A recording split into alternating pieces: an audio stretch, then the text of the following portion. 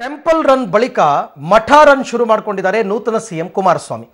ಬೆಳಿಗ್ಗೆ ಉಲ್ಲಾಳದಲ್ಲಿರುವ ಸ್ಫಟಿಕಪುರಿ ಶಾಖಾ ಮಠಕ್ಕೆ ಭೇಟಿ ನೀಡಿದ ಸಿಎಂ ಕುಮಾರಸ್ವಾಮಿ ನಂಜಾವಧೂತ ಸ್ವಾಮೀಜಿಗಳ ಆಶೀರ್ವಾದವನ್ನು ಪಡೆದರು.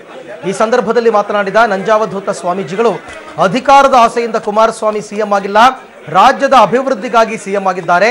ಕುಮಾರಸ್ವಾಮಿ ವ್ಯಕ್ತಿ ಅಲ್ಲ, ಅವರೊಬ್ಬ ಶಕ್ತಿ. ಎಲ್ಲಾ ವರ್ಗದ ಜನರು ಅವರ ಜೊತೆ ಇದ್ದಾರೆ. ಯಡಿಯೂರಪ್ಪ, ಮೋದಿ, ಅಮಿತ್ ಶಾ ಅವರು ಕುಮಾರಸ್ವಾಮಿ ಅವರಿಗೆ ತೊಂದರೆ ಕೊಡೋದು ಬೇಡ ಅಂತ ಮನವಿ ಮಾಡಿಕೊಂಡ್ರು.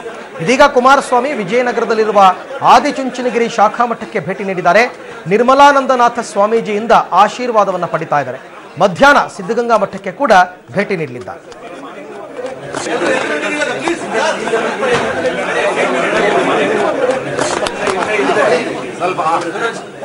ಕುಮಾರಸ್ವಾಮಿ ಅವರ ಈಗಿನ ಮನಸ್ಥಿತಿ, ನಿಸ್ಪೃಹ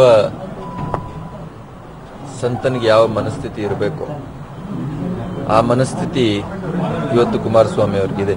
ಅವರ ಸಹಪಾಠಿಗಳು, ಅವರ ಮಿತ್ರ ಪಕ್ಷಗಳು ಸರಿಯಾದ ಸಹಕಾರವನ್ನು ಏನಾದರೂ ನೀಡಿದ್ದೇ ಆದರೆ ದೇಶ ಮಟ್ಟದಲ್ಲಿ ಮತ್ತು ಜಾಗತಿಕ ಮಟ್ಟದಲ್ಲಿ ಈ ರಾಜ್ಯವನ್ನ ಒಂದು ಮಾದರಿ ರಾಜ್ಯವನ್ನಾಗಿ ಮಾಡಿ ಜಾಗತಿಕ ಮಟ್ಟದಲ್ಲಿ ಅದನ್ನು ಗುರುತಿಸುವಂತ ಕೆಲಸವನ್ನು ಕುಮಾರಸ್ವಾಮಿ ಅವರು ಮಾಡ್ತಾರೆ. ಆತ ಅಧಿಕಾರಕ್ಕಾಗಿ ಹಂಬಲಿಸಿ ಈ ಪದವಿಯನ್ನು ಪಡೆದಂತ ವ್ಯಕ್ತಿ.